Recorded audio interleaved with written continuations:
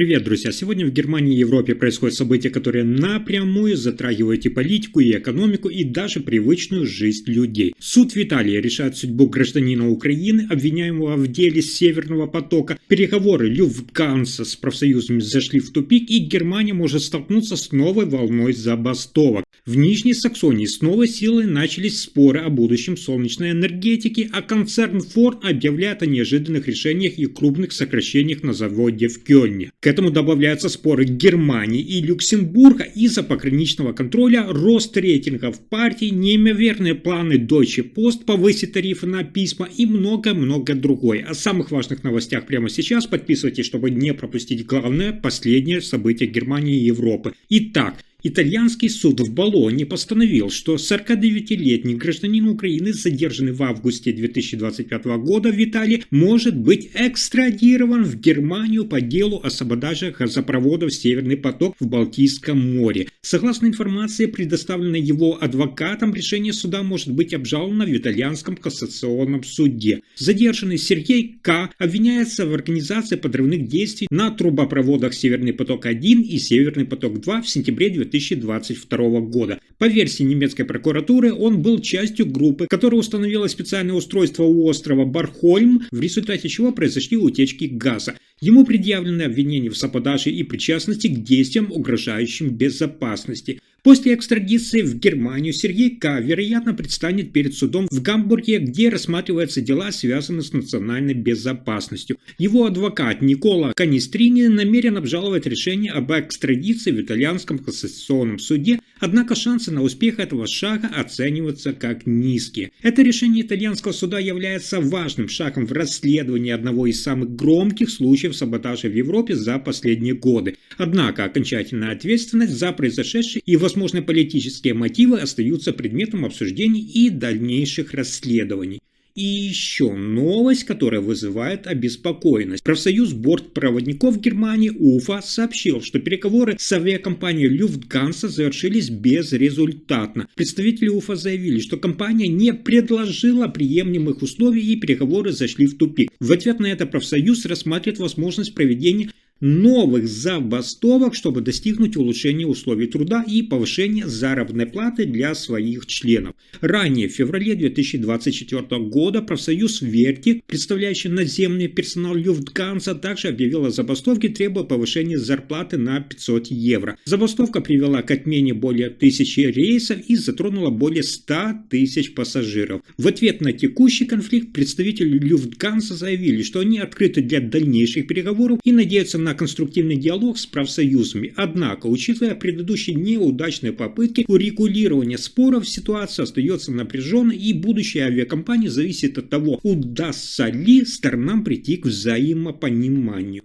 И это еще не все. Министр энергетики Нижней Саксонии Кристиан Мейер выразил обеспокоенность по поводу предложения федерального министра экономики Катарины Райхи об отмене финансированной платы за подачу электроэнергии от новых солнечных установок. Мейер, представляющий партию «Зеленых», напомню, предупредил, что такие меры могут нанести ущерб как климатической политике, так и создать угрозу для тысяч рабочих мест. Внимание, Райхи предложила 10 ключевых мер для дальнейшего развития возобновляемых источников энергии, среди которых значится отмена фиксированной платы за подачу электроэнергии от новых солнечных установок. Мэр отметил, что такие шаги могут привести к снижению темпов расширения солнечной энергетики и вызвать неопределенность среди потребителей и малого бизнеса. В ответ на это предложение мэр подчеркнул, что Нижняя Саксония продолжит поддерживать систему вознаграждения за подачу электроэнергии от солнечных установок, считая ее эффективной и экономичной.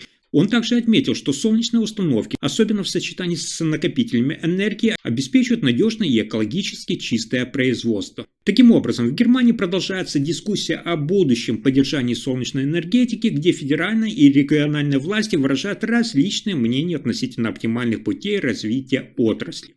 А дальше еще более тревожные новости для автомобильной промышленности. Компания Ford объявила об очередном сокращении на своем заводе в Кёльне. До 1000 рабочих мест будет сокращено, а с января 2026 года производство перейдет на односменный режим. Это решение принято на фоне низкого спроса на электромобили, такие как модели Explorer и Capri, которые выпускаются на этом предприятии. Ранее, в 2024 году, Ford уже анонсировал план по сокращению, напомню, 2900 рабочих мест в Германии, из которых значительная часть приходится именно на Кёльн. В ответ на это сотрудники предприятия выразили протест, и в истории завода состоялся первый забастовочный день. Несмотря на это, в начале 2025 года работники согласились с условиями нового плана, который тогда включал добровольное увольнение с выплатой выходных пособий и возможность выхода на пенсию. Однако ситуация продолжила ухудшаться, спрос на электромобили оставался ниже ожидаемого, и компания решила ускорить процесс сокращений. Согласно новому плану, к январю 2026 года штат Кёльнского завода сократится до 7600 человек, что составляет менее половины от численности сотрудников, работающих здесь в конце 2010-х годов. Представители Ford заявили, что осознают последствия этих мер для работников и будут стремиться предоставить им максимальную поддержку. В частности, предполагаются добровольные пакеты выходных пособий, аналогичные условиям предыдущего сокращения. Таким образом, компания Ford продолжает адаптироваться к изменениям на рынке электромобилей, что приводит к значительным структурным изменениям на его европейских производительных мощностях.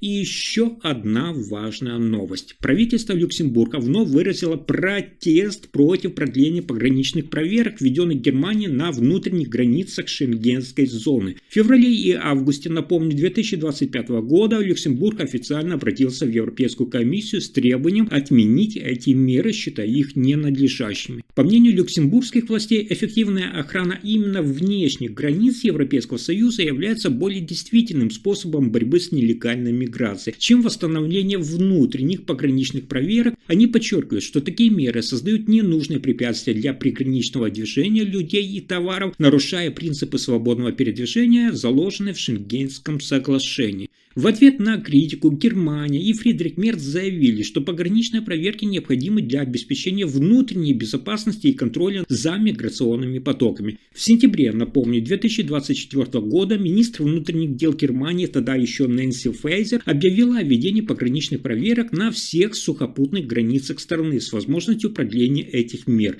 Таким образом, продолжается напряженность между Люксембургом и Германией по вопросу о сохранении пограничных проверок внутри Шенгенской зоны, что ставит под сомнение будущее свободного передвижения в Европе. Но давайте посмотрим на новый рейтинг партий Германии. Согласно последним данным ИНСА, партия «Альтернатива для Германии» АДГ, Союз Христианско-демократический союз и ХДС сейчас имеют одинаковую поддержку избирателей по 25,5% каждый. Социал-демократическая партия Германии СДПГ удержит 18%, зеленые набирают 13%, а левые 9%. Остальные партии суммарно получают 9% голосов. Исследование ИНСА показывает, что зеленые и левые укрепили свои позиции, тогда как «Альтернатива для Германии», АДГ и Союз сохраняют высокий уровень поддержки. Это отражает продолжающиеся изменения в политическом ландшафте Германии, где традиционные партии сталкиваются с конкуренцией со стороны новых политических сил, а электоральные предпочтения граждан становятся более разнообразными. И еще неутешительная новость для жителей Германии. Компания Deutsche Post объявила о планах значительного повышения стоимости отправки писем с 2027 года. Член правления компании Никола Хайклетнер подчеркнула, что рост тарифов необходим для модернизации инфраструктуры и поддержания качества услуг на фоне снижения объема почтовых отправлений. Deutsche Post объясняет, что за последние годы количество писем сокращается, а расходы на персонал и техническое обслуживание продолжают расти. Компания настаивает, что повышение тарифа позволит сохранить сеть отделений и автоматизировать процессы, не ухудшая сервис для клиентов. Хайклетнер отметила, что решение о конкретной сумме увеличения будут приниматься Федеральной сетевой службой Германии, которая и регулирует тарифы. В компании уверены, что увеличение стоимости оправдано экономически и необходимо для устойчивого развития Deutsche Post в долгосрочной перспективе. Эксперты прогнозируют, что рост цен на почтовые услуги может вызвать дискуссии среди граждан и бизнеса, особенно учитывая широкое использование альтернативных цифровых способов связи. Если информация оказалась полезной, ставьте лайк, подписывайтесь на канал и делитесь видео. Спасибо за просмотр.